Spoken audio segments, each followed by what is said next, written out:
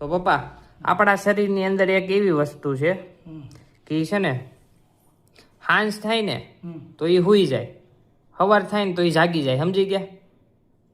તો એવી કઈ વસ્તુ છે?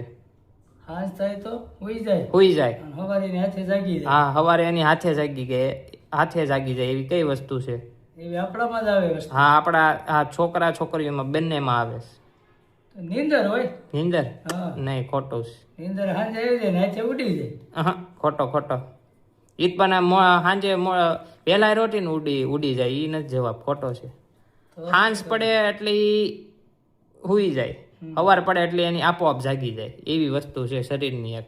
એ નથી ખબર. નથી ખબર? તો પપ્પાએ જો નીંદર કીધો જવાબ રેડી. તો તમને લોકોને ખબર હોય ને કે આનો જવાબ શું છે તો ફટાફટ કોમેન્ટ કરો. તમને ન ખબર હોય ને તો તમારા મિત્રોને શેર કરો.